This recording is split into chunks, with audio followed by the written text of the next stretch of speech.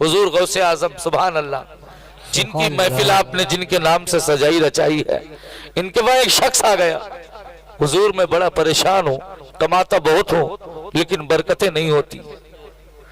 हुजूर मैं बड़ा परेशान हूँ, कमाई खूब करता हूँ लेकिन बरकतें नहीं होती। 10 रुपए कमाता हो तो 20 खर्च हो जाते हैं, क्या करूं, कोई वजीफा बता दे। गौसे आजम ने आंखें बंद की और खोली, सुभान अल्लाह सुभान अल्लाह। गौसे आजम ने आंखें बंद की और खोली। हमारे तुम्हारे जैसा कोई आदमी होता तो किसी खादिम को पहले उसको देखने और उसका हालचाल सब कुछ मालूम करता, उसके बाद बताता। लेकिन गौसे आजम ये अल्लाह वाले हैं, आंखें बंद कर लेते हैं तो जमाना कदमों में आ जाता। सुभान अल्लाह।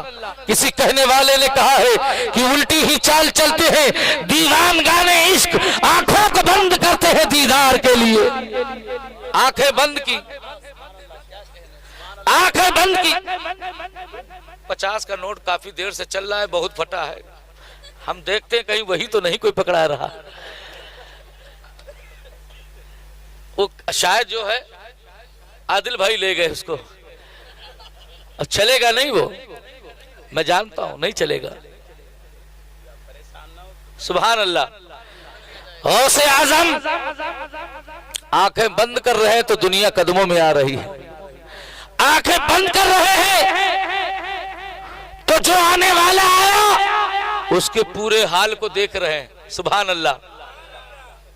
आंखें बंद की और खोली, ऐसा लगा कि पूरा घर देख लिया, पूरी जिंदगी पढ़ ली। कहा हुजूर कोई वजीफा बताओ।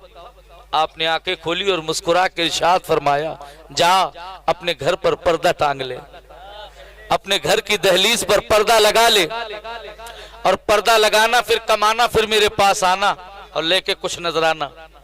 सुभान अल्लाह। तो वो गया, सोचता रहा कि कुछ बताया नहीं, खाली पर्दा बता दिया। सदर दरवाजे पर उसने चादर ली और पर्दा लगा दिया, फिर कमाने लगा तो बरकतें होने लगी, कमाने लगा रहमतें होने लगी, और कुछ ही महीनों में बहुत पैसे वाला हो गया। अब ज्यादा पैसे आने लगे तो फिर कुछ नजराना लेकर हुजूर की बारगाह में पहुंचा, पेश किया। कहा कौन? कहा हुजूर आपने बताया था पर्दा, मैंने वो पर्दा टांग दिया और फिर मेरे वहां बरकतें शुरू हो गई। वजीफा कोई नहीं बताया, इसका मामला क्या है हुजूर? कहा इस पर्दे से क्या मुराद है, समझा दीजिए। तो कहा कि सुनो, तुम्हारा घर रास्ते पर है और उसी रास्ते पर से लोगों को आना जाना होता है। तेरे घर के सामने से एक बेनमाजी रोज निकलता था। का एक बेनमाजी रोज निकलता था और उसकी नजर जब तेरे घर की तरफ पड़ती थी तो जहां तक नजर जाती थी अल्लाह वहां तक बरकतें उठा लेता था। कुछ समझे? खाली नजर पहुंच जाए तो बरकतें खत्म हो जाए, और जहां बेनमाजी पड़े रहे, बोलो यार, जहां बेनमाजी जिस घर में खाए रहे सोए वहां बरकतें आएंगी? बोलो आएंगी? वहां बरकतें नहीं आएंगी।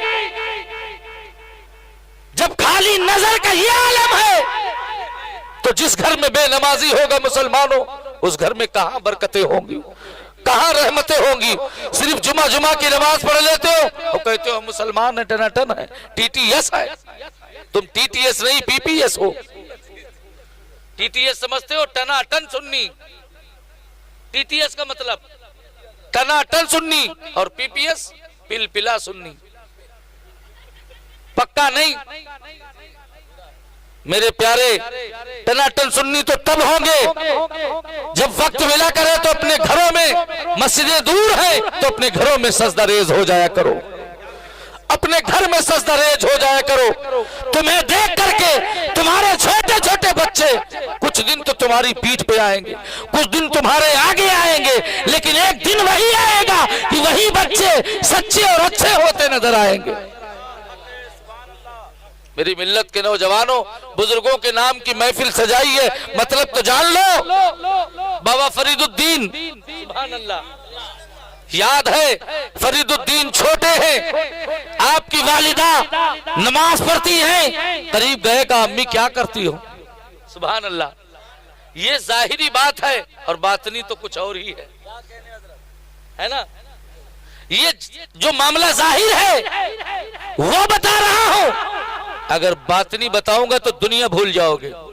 कारी साहब, इन उलमा से पूछो। और कुछ बातें आम मजलिस में नहीं बयान की जाती हैं, वरना आदमी कहेगा अभी तक तो दादा बाबा से कुछ और सुन रहे थे और अब कुछ और सुन रहे हैं, तो गुमराह हो जाएगा वो। अच्छी और सच्ची बात सुन के भी आदमी बेकार जाता है। समझ में आया? इसलिए वो बात समझाई जाए जो बिल्कुल बगैर समझाए आपकी समझ में आ जाए। तो क्या कर रही हो? तो बेटा नमाज पढ़ती हो। माँ और बहनें गौर करें, खाली चाय के चक्कर में ना पड़े। सुनो तो सुनो, अगर मेरी बातों पर आपका अमल हो गया तो ये दुनिया की चाय नहीं बल्कि जन्नत के अंदर अल्लाह की रहमती हूरों से शरबत मिलने वाला है। और तुमने इसी चाय को सब कुछ समझ लिया तो जहन्नम के अंदर एक ऐसा फल है जो भूखों को मिलेगा, जिसके चारों तरफ कांटे होंगे। जिधर से पकड़ोगे, जैसे कुथिया देखते हो, क्या होती कुथिया? समझते हो नहीं समझते हो? हमारे उधर कुथिया होती है, चारों तरफ कांटे, बिल्कुल ढोलक जैसी, जिधर से पकड़ो कांटे। इतना ऐसा फल होगा जहन्नम में, जहन्नमियों को दिया जाएगा। और वो फल, उसका रस एक बूंद अगर निकाला जाए और सारी दुनिया के पानी को इकट्ठा किया जाए और फिर वो पानी उस रस में, यानी एक बूंद रस उसमें मिलाया जाए और फिर दुनिया के लोगों को दिया जाए, पियो, तो पी के मर जाएंगे तड़प तड़प कर। इतना कड़वा पानी होगा। सोचो, वही जहन्नमियों को सुबह शाम खाने को मिलेगा।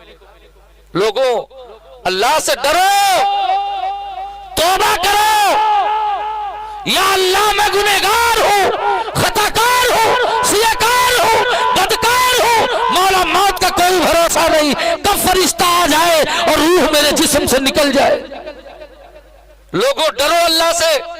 एक दिन वो आएगा कि आपको दुनिया को अलविदा कहना पड़ा हो। बोलो, आपको दुनिया को अलविदा कहना पड़ेगा। मालो दौलत, जमीन और आसमान, ये सब यही रह जाएगा। सिर्फ और सिर्फ आपके साथ अच्छे अमाल होंगे। सिर्फ और सिर्फ आपके साथ अच्छे अमाल होंगे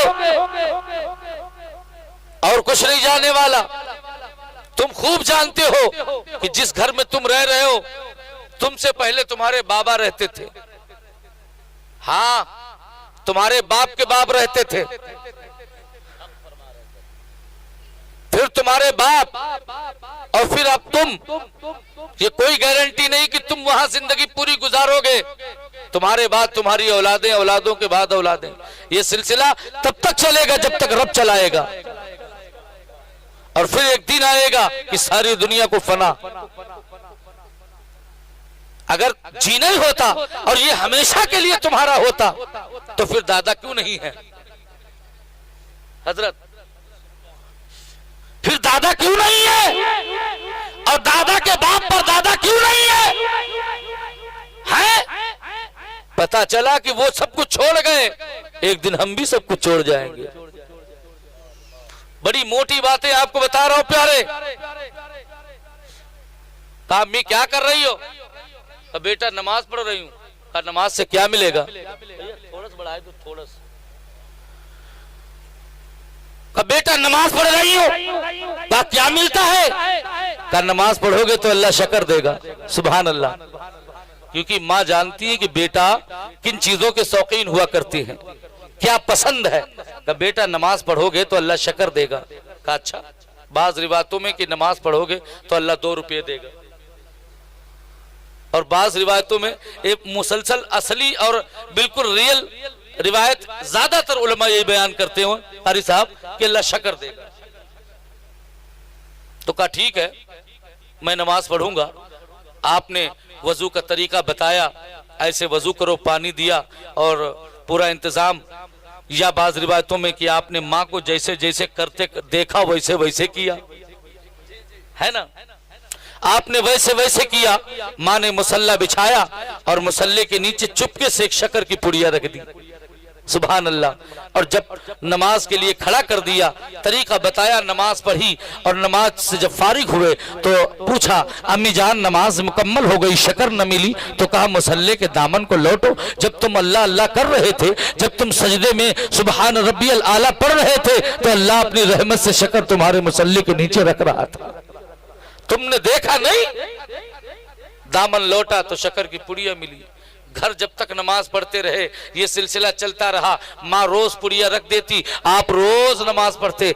धीरे धीरे आप इतने बड़े नमाज के पाबंद हो गए कि हर वक्त आप नमाज पढ़ते। अब चाहे उसे लालच कह लीजिए शक्कर का, और चाहे अल्लाह उसके रसूल की मोहब्बत कह लीजिए। मिल्लत के नौजवानों, इतने बड़े नमाजी कि आप एक दिन तफरी के लिए, टहलने के लिए जंगलों में चले गए। कुछ आपके साथी हैं, जब नमाज का वक्त हुआ तो अपने साथियों से फरमाया, ऐ लोगों आओ नमाज का वक्त हो गया, नमाज पढ़ लेते हैं। साथियों ने वही बात दोहराई कि फरीद ये बताओ नमाज पढ़ने से क्या मिलने वाला है? कहा, मैं नमाज घर में पढ़ता था तो मुझे शक्कर मिलती थी, यहाँ पढ़ूंगा तो जाहिर सी बात है शक्कर मिलेगी। आओ नमाज पढ़ते हैं, मुझे शक्कर मिलेगी, तुम्हें भी खिलाऊंगा। सुभान अल्लाह। इधर नमाज का वक्त निकलता जा रहा है, साथियों ने दरिया के अंदर वजू किया, आपने भी वजू किया, मुसल्ले पर खड़े हो गए।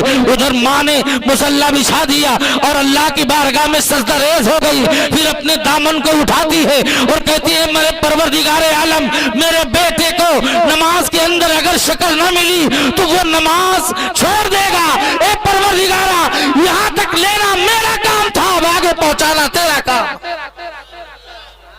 अल्लाह, मेरा बेटा नमाजी है और वो नमाज जरूर पढ़ेगा। फरीद ने मुसल्ले पर खड़े होकर के अल्लाह का शुक्र अदा किया, नमाज पढ़ी। कसम खुदा की, माँ की दुआ का असर देखो, माँ की दुआ का असर देखो। रोज पुड़िया, लेकिन आज पुड़िया नहीं है, आज है बोरिया। रोज पुड़िया मिलती थी, आज अल्लाह ने माँ की दुआओं के असर से पूरे मुसल्ले को शक्कर से भर दिया। शक्कर खाई और खिलाया और बांध के घर भी ले आ रहे हैं। माँ ने आते पूछा, बेटा क्या नमाज पढ़ी थी? कहाँ पढ़ी थी? क्या शक्कर मिली? कहाँ इतनी मिली कि मैंने खाई और लोगों को खिलाया भी और आपके लिए लेकर भी आया। सुभान अल्लाह। तो ये नमाज और माँ की मोहब्बत है। तुमने कभी डांटा कि बेटा नमाज पढ़ने जाया करो, नमाज पढ़ोगे तो 5 रुपए देंगे, नमाज पढ़ोगे तो 10 रुपए देंगे? नहीं, किसी बाप ने नहीं कहा।